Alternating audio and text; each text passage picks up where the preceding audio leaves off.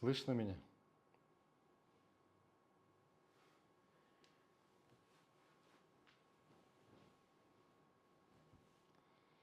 Слышно? Ассаламу алейкум ва рахматуллахи ва баракатуху. Да, шейх, слушай. Валейкум салам ва рахматуллахи ва баракату. Иншаллах, мы начинаем новую книгу о Исламском университете Украины онлайн-режиме.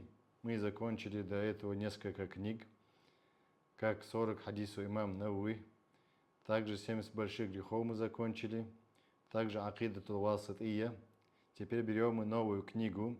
Вторник, 9:30, иншаллах, будут у нас уроки, пока время летнее. Будем продолжать. Книга у нас называется «Недуги сердца», то есть Муфсидат аль-Кулуб. Объясняет нам Муфсидат аль-Кулуб шейх Салих Мунаджид. Это его книга, его работа. Но братья мне скинули на русском языке переведенную книгу. Иншаллах, также вы будете участвовать с нами, читать со мной. И будем понемногу добавлять туда, разъяснять, если что не понимается, если какие-то вопросы. Почему важна эта книга? Потому что посланник Аллаха, саллаллаху алейхи ва саллям, сказал, сердца являются сосудами. Сердца являются сосудами, одни являются глубже других. Сделаем дуа и начнем. Бисмиллах, альхамдулиллах, вассалату вассаламу аля расулиллахи, саллаллаху алейхи ва саллям. Аллахумма шрах ли садри ва яссир ли амри ва хлюл уқдатам мин лисани яфқаху қаули. اللهم علمنا ما ينفعنا وانفعنا بما علمتنا وزدنا علما سبحانك لا علم لنا إلا ما علمتنا إنك أنت العليم الحكيم. После этого, иншаллах, начнем нашу книгу. Тема книги очень важная. Почему? Потому что сердца, как мы сказали, являются сосудами. То, что поступает в наше сердце, оно отражается на наших поступках. И наши поступки такие же, как информация нашего сердца. Так же, как информация, знание, которое поступает, также окружение, также питание, также роскошь, которая между нами, вокруг нас. Иногда люди пользуются и чрезмерствуют в этом роскоши. И тогда это влияет на сердце человека. Если богатство само по себе не запрещено, однако жить в роскоши, тут уже запрещенность, баракаллаху фикум. То есть исраф, чрезмерство в этом, это запрещено. И другие темы будем затрагивать, то, что нарушает наше сердце, разрушает наше сердце, наш иман, то, что ослабевает, будем затевать эти темы, поднимать по этой книге. Баракаллаху фикум. Эта книга, был сделан труд в этой книге, ссылаясь на книги известных мусульманских ученых, как Ибн Каим, допустим. У него тоже есть такие заглавия книга. Ибн Джаузи также, Ибн Раджаб аль-Хамбали и другие ученые, их труды было, как говорится, затронуто шейхом Салихом, Мухаммад Салихом Мунаджидом. Итак, первая глава «Роскошество» называется. Введение, хвала Аллаху Господу миров, он сказал, мир и благословение благороднейшему из посланнику нашему пророку Мухаммаду, его семье и всем его сподвижникам. И кто нам читает это? Бисмилля. Админ вышел, видимо, связь слабая. Я буду продолжать тогда. Роскошество, или тараф называется на арабском языке, если сказать, трудноизлечимый и губительный недуг. Недуг наших сердец. Распространяясь среди членов общины Мухаммада, саллаллаху алейхи ва саллям, оно лишает его решимости и приносит взамен медлительность, костность, лень, неподвижность. То есть, что получается? Этот исраф, который делается в богатстве, роскоши, что делает? Лень делает. Он лишает ее решимости, уму лишает решимости. И также приносит взамен медлительность. Медлительность постоянно он начинает из-за своего дунья медлить, но не действует ради этой религии, ради уммата. Костность, то есть неподвижность, лень, неподвижность. Оно привязывает общину к миру этому и внушает ее любовь к нему. И если роскошество овладевает человеком настолько, что становится его неотъемлемым свойством, то это явный показатель слабости данного человека и признак беспомощности и неспособности организовать собственную жизнь. И представляете, если это касается одного человека, имеется в виду, а если это касается непосредственно уммы пророка Мухаммада, саллаллаху салям, что тогда будет, как в некоторых мусульманских странах, из-за того, что они тарафи, роскошестве называется, да, изобилие, богатство, и они балуются этим богатством, налево-направо раскидывая эти богатства, харамным путем используя их, тогда будет беда. Если роскошество овладевает человеком настолько, что становится его неотъемлемым свойством, то это явный показатель слабости данного человека. А если уммы и признак беспомощности и неспособности организовать собственную жизнь. Когда человек в трудности, он выживает трудности, он учится, как нужно выживать трудности. Но когда у человека бывает все, тогда он не понимает, не ценит он ни время, ни богатство, ни знания не ценит этот человек.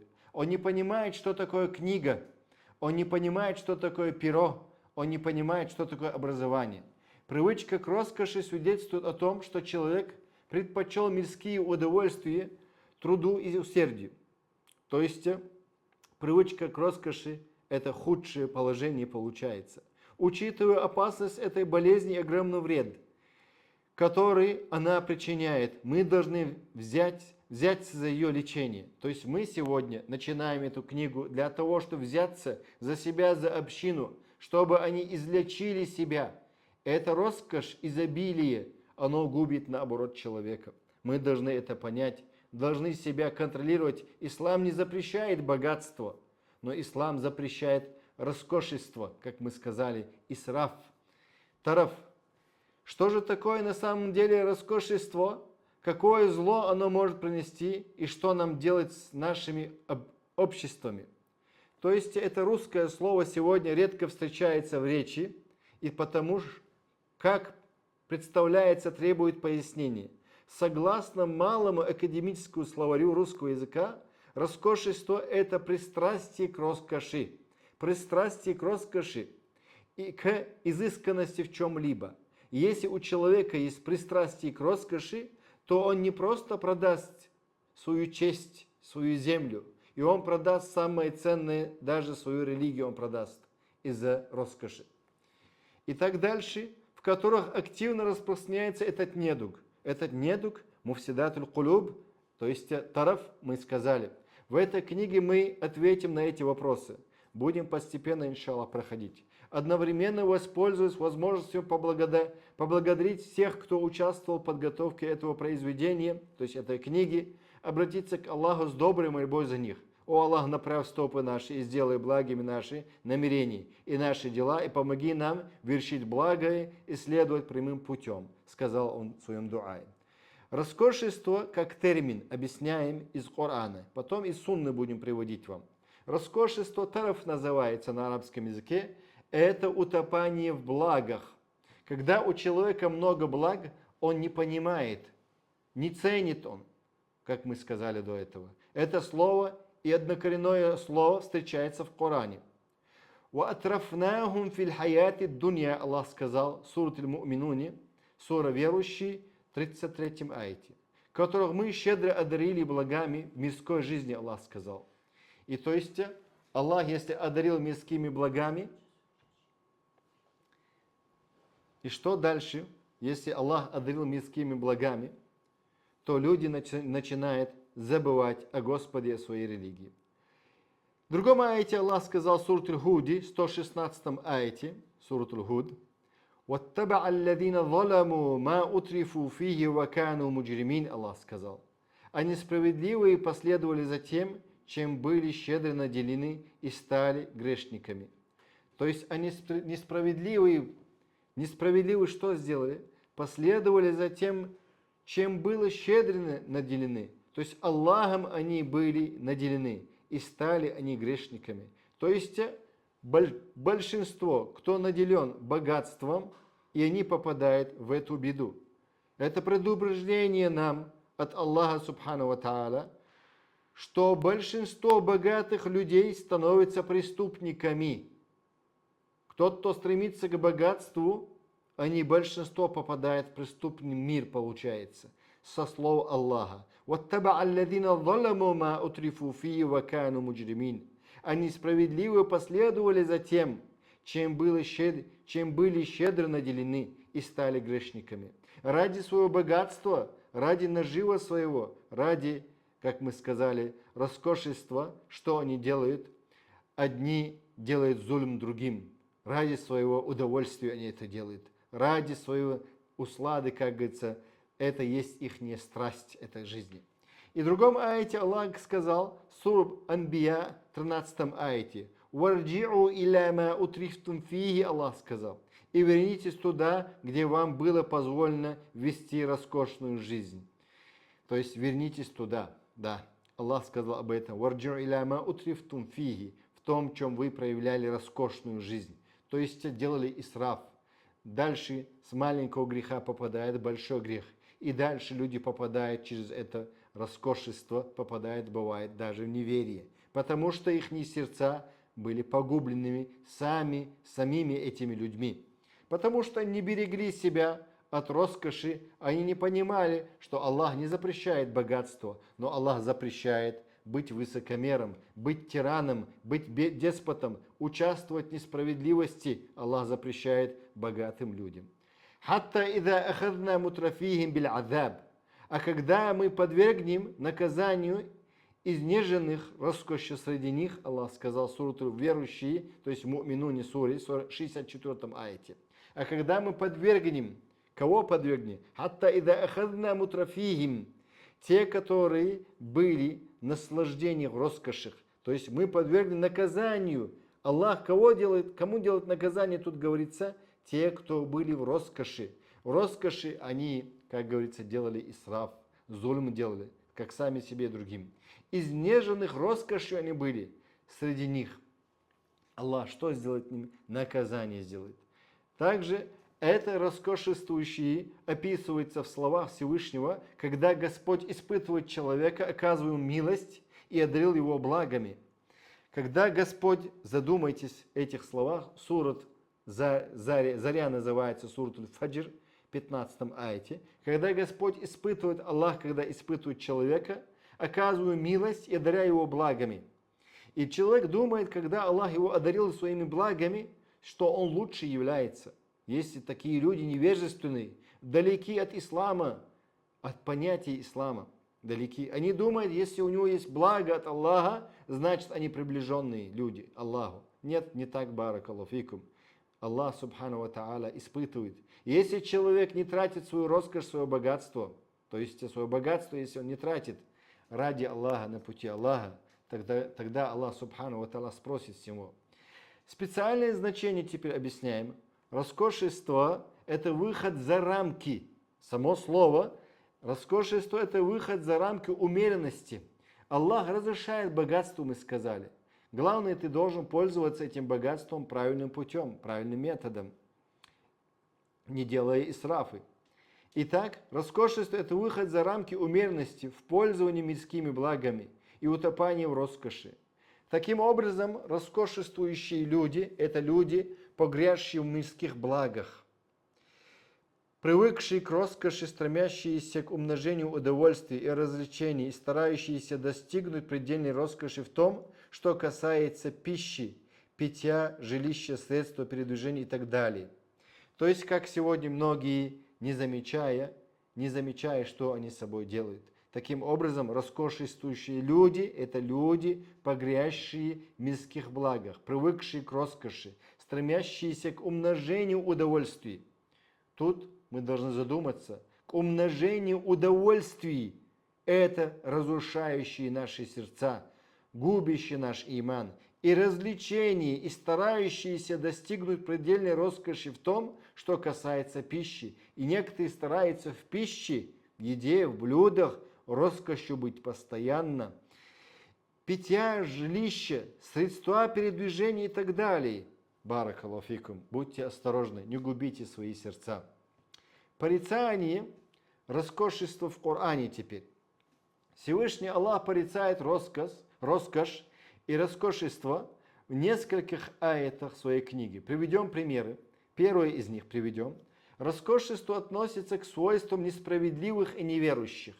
То есть Аллах Субхану ва Тааля описывает в Коране, что роскошество тараф, исраф в богатстве, имеется в виду, относится к чему?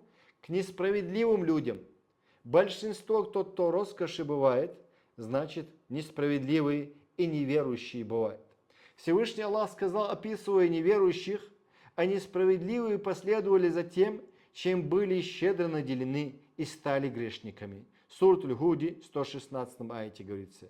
Ибн Джарир объясняет этот, да помилует его Аллах, сказал, поистине Всевышний Аллах сообщил, что притеснившие самих себя и неуверующие Аллаха члены общин, жившие ранее, последовали за мирскими благами, которые были дарованы им, и возгордились.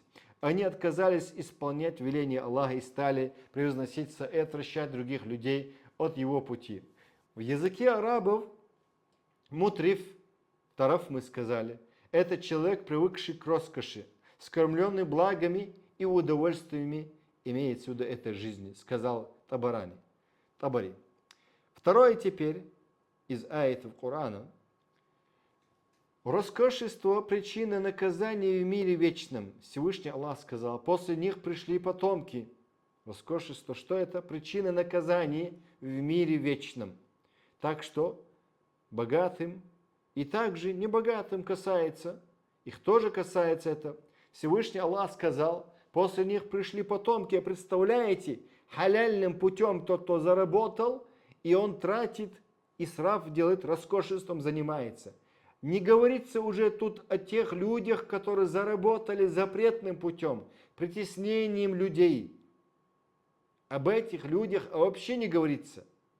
Тут говорится тема, заработал халяльным путем, теперь он тратит харамным путем, роскошеством занимается. Причина наказания в мире вечном. Всевышний Аллах сказал, сурата Марьям, это 19 сура в Коране, 59 аят. После них пришли потомки, которые перестали совершать молитву и стали потакать желанием, последовали своим желаниям. Они понесут наказание, Аллах сказал. Да, они не уверовали в Аллаха, не благодарили Аллаха за те блага, которые Аллах даровал. Ка'б аль-Ахбар называется человек, сказал, клянусь Аллахом, я обнаруживали признаки лицемеров в книге Аллаха, распивающие вино, оставляющие молитву, играющие в нарды, просыпающие вечернюю утренние молитвы, предающие чревоугодию, пропускающие пятничные молитвы. Сказав это, он прочитал аят из Корана. После них пришли потомки, которые перестали совершать молитву и стали потакать желанием. Они понесут наказание. Сурата Марьям, 59 аят это был. Итак, баракаллаху фикум, что делает роскошество или роскошь? Третье, роскошество – причина гибели в этом мире. Мы сказали гибели в ахирате первое, то есть второе. Второе было это. Первое мы сказали, это свойство несправедливых и неверующих людей. Второе мы сказали, причина наказания в мире вечном. А третье теперь, причина гибели в этом мире. Люди, государства, личности, будь это, разные общины, они должны опасаться роскоши. Роскошество – причина гибели в этом мире. Всевышний Аллах сказал, сколько мы разрушили селений, которые были несправедливы, сотворив после них другие народы. Когда они чувствовали наше наказание, то бросались бежать от него. Не убегайте и вернитесь туда, где вам было позволено вести роскошную жизнь. И свои жилища, быть может, вас призовут к ответу. Сура Пророки, аят 11 и 13 аят. Ибн Касир, толкователь Корана, говорит нам, хороший является тафсир, это как Табари, тафсиру Шамиль является тафсир Ибн Касир, так же как имам Абу Джафар Табари. Сказал он, не убегайте и вернитесь туда. Ибн Касир приводит аят Корана. Не убегайте и вернитесь туда, где вам было позволено вести роскошную жизнь. Это насмешка над ними, Аллах насмехается над ними. Им как будто было сказано: не бегите от постигающего вас наказания, а вернитесь к роскоши обратно, веселью, сытой жизни и добротным жилищем. Ибн Касир это приводит в своем тафсире. Четвертое теперь приводится: роскошество одних может стать причиной гибели других. Одни люди пока занимаются роскошеством, другие люди будут в гибели.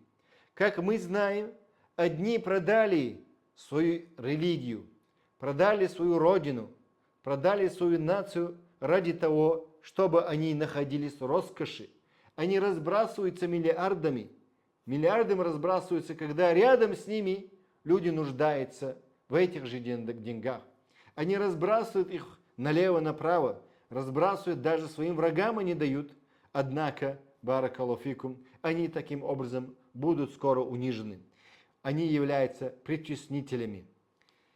Роскошество одних может стать причиной гибели других. Да, гибель, однако их молитвы, по-любому Аллах Субхану ва Тааля ответит притесненных молитв. Аллах отвечает на их молитвы притесненных людей. Изнеженные роскошью люди могут причинить вред не только себе, они себя губят, но и другим делают они вреда. Став причиной их гибели, эти богатые, скажем, так называемые нефтяные страны, богатые, зажрались они, забыли они о бедных, нуждающихся, но и другим стал причиной их гибели стали они. Всевышний Аллах сказал: когда мы хотели погубить какое-либо селение, то повелели его изнеженным роскоши жителям покориться Аллаху. Когда же они передавались нечестью, то относительно этого селения, имеется в виду, сбывало слово Аллаха, и мы уничтожали его полностью. То есть Аллах уничтожит это поселение, эти страны, которые роскоши забыли бедных, забыли нуждающихся, забыли притесненных. Сура «Ночное путешествие», сура Аль-Исра, 16 аяте говорится: наверное, вы замечали это в жизни окружающих вас людей. Изнеженные, утопающие в роскоши люди вредят не только себе, но и другим. И так происходит всегда. Своим образом жизни они заставляют других людей стремиться обрести то, чем они владеют, и стараются подражать им. То есть своим образом жизни, этой роскошью. Что они делают? Они губят себя. Быть может, в этом правительство и вокруг правительства, которые пасутся, скажем, они, может быть, роскоши, занимаются роскошью. Своим образом жизни они заставляют других людей стремиться обрести то, чем они владеют. Стараются, люди начинают завидовать им, и любыми путями стремятся другие люди также получить эту роскошь. И они делают рекламу этой роскоши. Они призывают к этой роскоши. И так они призывают как роскоши. Как они призывают к роскоши? Сейчас включится, иншаллах, у нас мотор.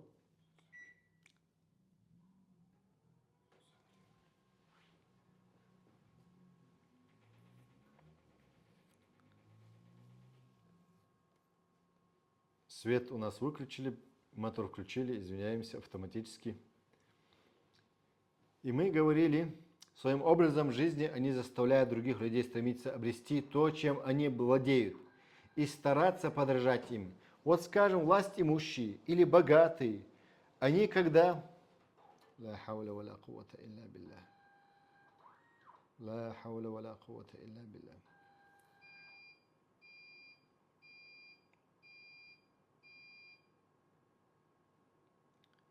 Наверное, слышите. Они заставляют других людей стремиться обрести то, чем они владеют. То есть бедные люди или уровень слабее, чем богатые или власть имущие. Власть имущие, если они пасутся, то есть берут из казны самого государства, казны мусульман, и крадут они, будь это разным методом, будь это кража государственных, как говорится, государственного имущества из казны, быть может, это ресурсы государства крадут. И эти люди называются, да, роскошью утопают. Они что делают? Они делают другую сторону завидующим им. И они стараются также приобрести эту роскошь любыми путями. Любыми путями, как они приобрели любым путем. Воруя государственную казну, воруя народную казну, воруя народное имущество.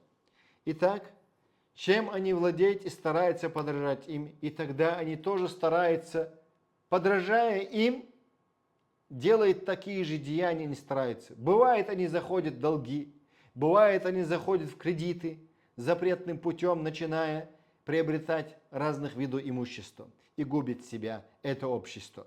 Пятое теперь, что такое роскошество? Причина отказа от совершения благих дел. Если мы увидим люди, роскошество, то есть о богатстве, роскошестве, причина отказа от совершения благих дел. И что мы хотим от них? Те, кто плавают, скажем, в этом роскоши, они, как видели, наверное, мультфильм такой был при Советском Союзе, «Золотая антилопа». Наверное, сейчас тоже это есть. И эти богатые, скажем, не наедающиеся имуществом, также скоро утонет в этом богатстве. Сами они утонут в своем же роскоши, как это жадный человек из-за золота утонул в самом золоте. Золотая антилопа ему выбрасывала золото. Всевышний Аллах сказал, в смысловом переводе, об роскошествующих людях, которые не смогли отправиться в поход из-за сильного зноя. То есть они привыкли жить в холодном, прохладном месте, под кондиционером, скажем. Они себя не тренируют, они не привыкли к трудностям, зною не привыкли. Во время пророка, саллаллаху салям, когда они должны были выйти с пророком, саллаллаху салям, поскольку привыкли пребывать в прохладной тени эти люди, и не отказались выйти с пророком, саллаллаху салям, оставившиеся позади, не принявшие участие в походе от Табук, называется газва, радовались тому, что они остались позади посланника Аллаха. Им было ненавистно сражаться своим имуществом и своими душами на пути Аллаха. И они говорили, не отправляйтесь в поход в такую жару. Скажи, Аллах сказал, «Коль, огонь гиене еще жарче». Если бы они только понимали. Сура Тауба, Покаяние, в 81 аяте говорится об этом. Итак, мы заметили, и так же, как во время пророка, саллаллаху салям, и также в сегодняшние времена, большинство, кто в роскоши, они не участвуют и в добрых делах, причины отказа совершенно добрых дел. Большинство, я вам говорю, большинство, могу поклясться, сколько я знаю, и могу поклясться, большинство, кто имеет роскошь возможности, не делают жертвоприношения ради Аллаха, не дают садака, не помогают на пути Аллаха. Это большинство мусульман. И после этого они хотят, чтобы не было притеснений, притесненных. И после этого они хотят, чтобы не были мусульмане притесненные, чтобы мусульмане были богатые, не бедные. Богатые, если не дадут, из заката, если не выделяют. Если богатые в своих целях используют, власть имущие в своих целях используют даже закат, как не останутся тогда бедные люди? Как не будет, как говорится, проблема общества, как не будет? А закат само по себе, милостина, которую обязательно мусульманам нужно давать, и 8 категорий выделяется на 8 категорий закат, через имама, через ученых выделяется это.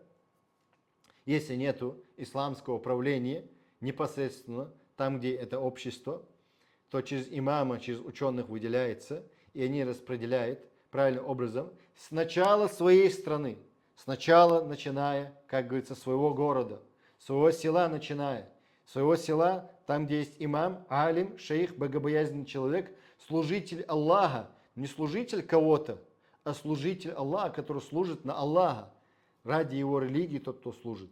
Через него, баракаллаху фикум, нужно распределять, если нету исламского правления. И так дальше. Испугавшись трудностей и жары, люди оставили газву. Представляете, сегодня тем более боятся, что они останутся бедными, поэтому не дают они закат, или не дают они садака. Если дают закат, Есть люди категории таких, которые дают закат, но не дают садака. Думают, если закат заплатили, все достаточно. Посланник Аллаха сказал, саллаллаху алейхи ва хадисе, очищайте свое имущество, не закатом сказал, а садакой, чтобы там не было примеси запретного имущества, чтобы не было. Очищайте, он сказал, садакой, милостыни.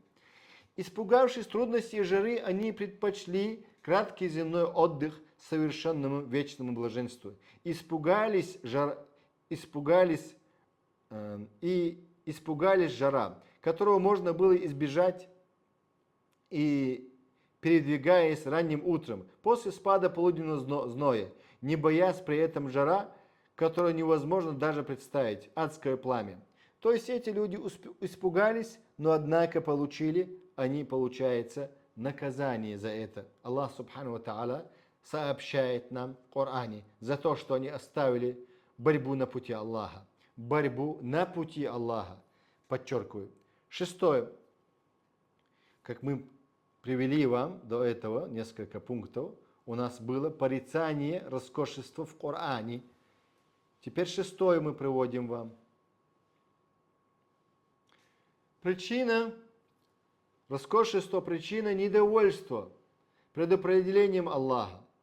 Если человек в этом, как говорится, нажирается, роскошестве он, причина недовольства предопределением Аллаха. Всевышний Аллах сказал, когда Господь испытывает человека, оказывая милость и одаряя его благами, тот говорит, Господь мой почтил меня. Как в Сурат Аль-Фаджре это приводится, Сурат Аль-Фаджре приводится, это 15-16 аятах. Человек думает, когда Аллах ему даровал что-то, и Аллах ему даровал это, он думает, что по милости Аллаха, Аллах проявил к нему милость, почтение, уважение, любовь свою проявил. Нет, не спеши. Когда Господь испытывает человека, оказывая ему милость, что будет? Когда Господь испытывает человека, оказывая ему милость и одаряя его благами, тот говорит, он думает, это милость. Да, вся милость Аллаха. Одаряя его благами, тот говорит, Господь мой почтил меня.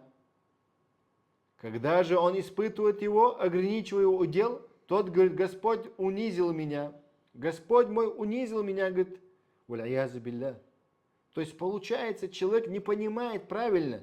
Если Аллах тебе даровал родителей, даровал богатство, удобный дом, удобную квартиру, возможности, если тебе Аллах даровал, это не значит, баракаллаху фикум, что это является, что ты приближен к Аллаху. Да, это милость Аллаха, но это испытание.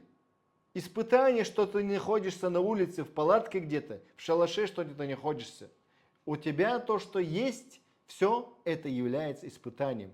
Даже как посланник, саллаллаху алейхи ва саллям, суру Такасури говорится, «Валя тус'алунна йома идин анин наим Аллах», сказал в Коране, посланник Аллаха 3 раза прочитал этот аят, сел под садом, выпил прохладную воду, и сказал 3 раза, непременно Аллах спросит вас за эту прохладную воду. То есть Аллах спросит с нас за прохладную воду даже. Не говорится уже о доме, с кондиционером еще, с лампочкой дома еще.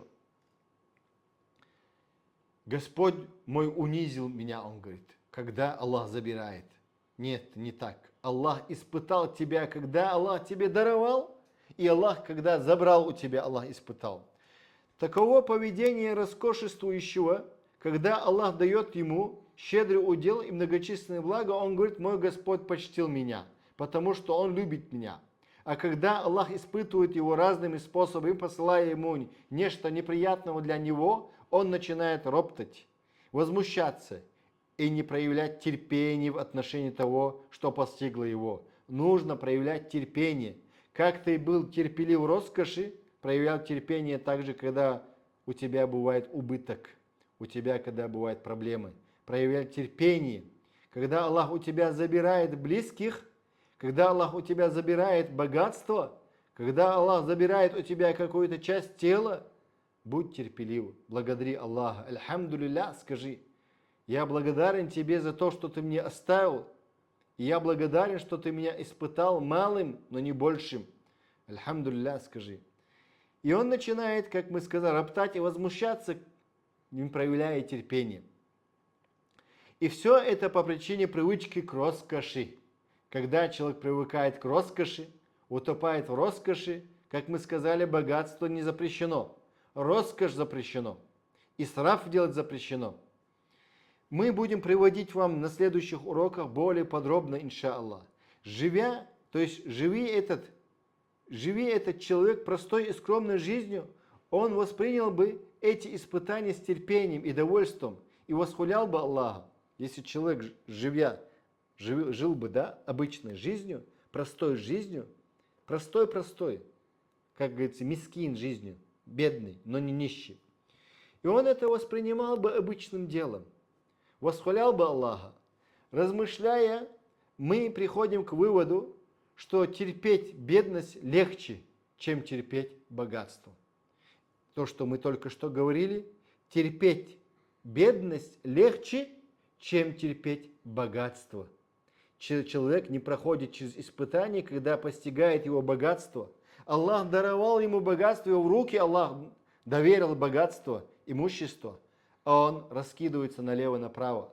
Не становится с праведниками рядом, а становится с тиранами рядом, несправедливыми рядом они становятся, которые не за ислам, не за шариат, не за ислам, баракаллаху фикум, не за справедливость. На этом я закончу.